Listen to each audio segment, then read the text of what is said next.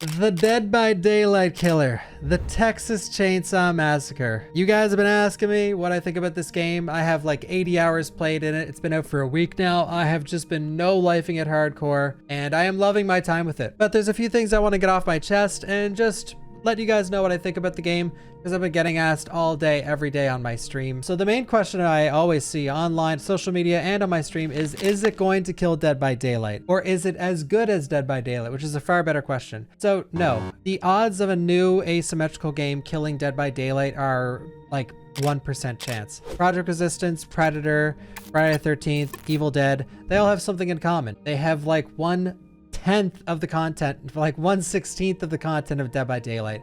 Now, content doesn't equal fun, but we live in an age where, you know, most trending online games have like a battle pass or a competitive ranked ladder where you can go to tournaments and earn money and make a living off of playing some of these games. Even Dead by Daylight has tournaments that are worth money. So with that out of the way, of course not, it is not going to kill Dead by Daylight. And I also don't think that it's going to be like, you know, stay relevant for years and years and have like tens of thousands of players until the end of time. You know, not every game needs to be like the center of attention for its entire lifespan. But I digress. Texas Chainsaw Massacre is actually awesome. I've really been enjoying my time with it. Like I said, I have like 80 hours played. It's been out for a week. And it's genuinely fun. The victim side is really fun, which that's a rarity. And that's something that asymmetrical games get wrong a lot of the time. Even Dead by Daylight, in my opinion, is biggest problem is that the survivors are they're all just skins and they're all the exact same. And in Predator, the asymmetrical game, the Marine side was so boring and so shitty that Predator queue times would be 2-3 hours sometimes. And that was in the first few weeks of release. It was horrible. And then you'd get into a game as Predator and you'd die in like 5 minutes and then it's back to a 3-hour queue. It's like, I think asymmetrical games are one of the hardest games to create because you have to find that perfect balance of having fun with both sides so that both sides have equal queue times. Because eventually you will run into that problem, most likely, when one side's too fun and then the game just turns into a queue simulator, especially for streamers trying to promote your game. You know, no one wants to watch someone sit in queue for hours. Anyway, Killer and Victim are fun, and I think Victim's even more fun than Killer for this first time around. But yeah, the game is great. It's on Games Pass, it's on Steam, it's on many things. Go give it a try if you want. But I have some problems with the game. So the balance in general, maps, killers, victim, whatever else. So let's start with Victim. Something that is really fun for me, but not really fun when it's happening to you as the killer, is you can chain stun killers in this game. Like, you can be a human, put Leatherface in a doorway, and just hit him with the door and stun him for the whole match if you want to. And not only that, Victim gets to start playing about 10 to 15 seconds before Killer.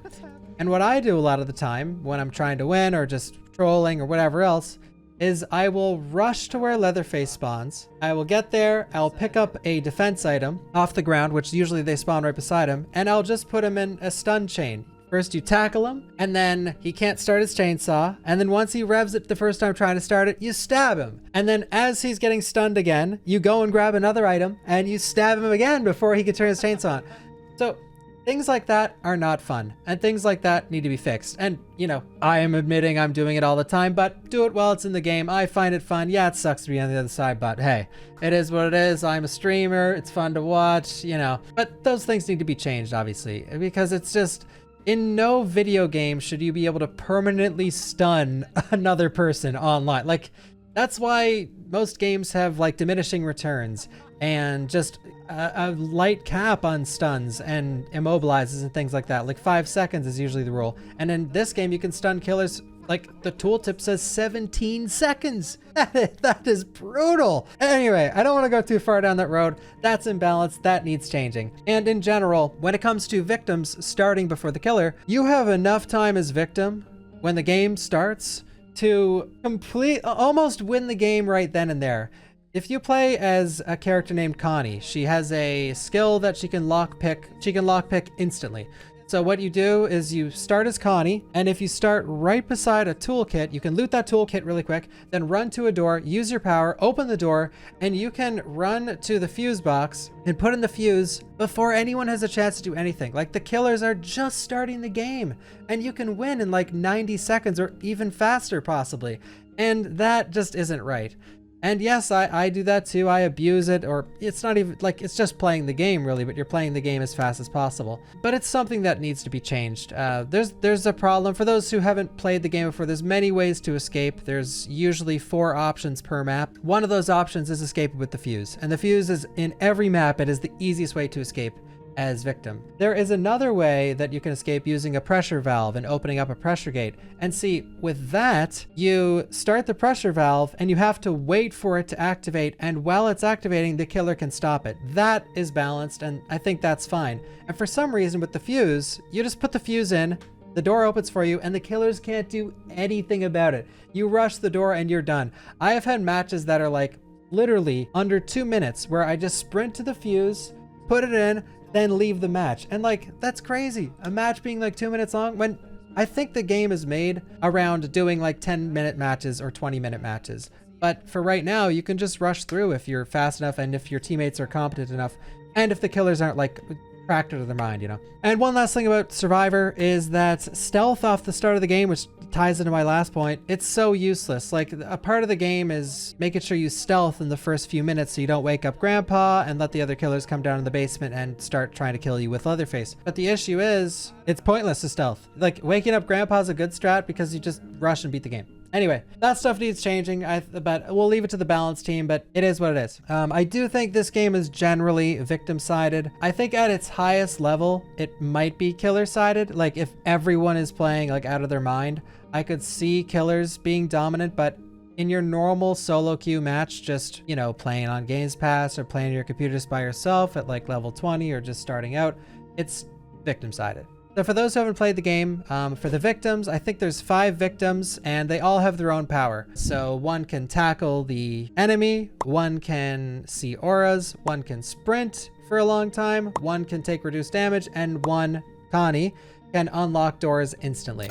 And generally speaking, most of the characters are pretty balanced. So the killer side of things, there are 5 killers in the game. Each of them do different things, but I'm going to focus on a couple particular ones. So Hitchhiker, he can place traps in certain spots of the map.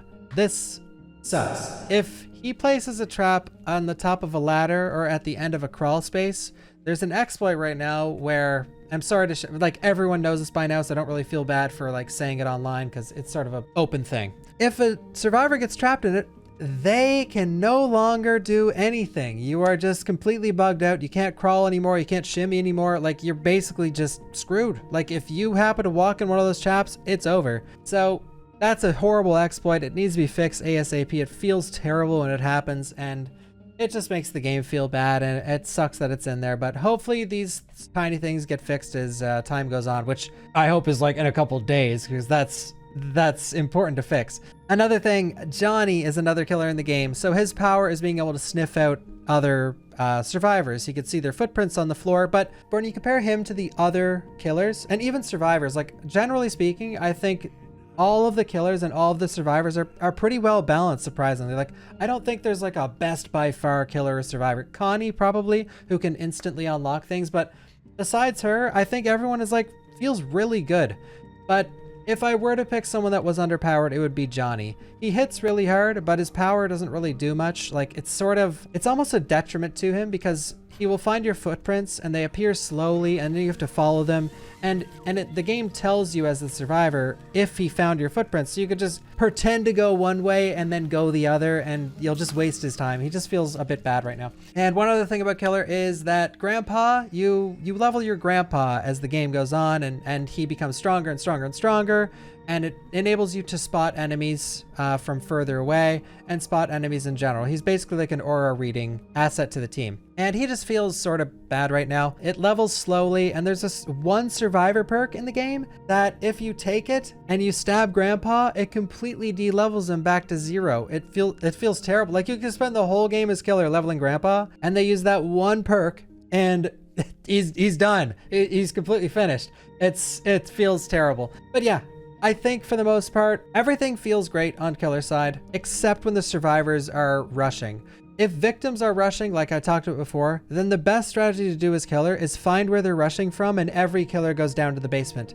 But the problem is, unless you're in a pre-made, that won't happen. So if you get rushed by the victims, even one victim rushing you, you will probably lose the match, or very likely to lose the match. The game just needs to be slowed down a little bit. And it's a really tough thing to balance because like the game's really fun right now as both teams. And if you tinker with it too much and it becomes unfun, then it goes to what I warned about earlier, where maybe one of the queue times gets really bad, or just the game just gets more unfun and people stop playing.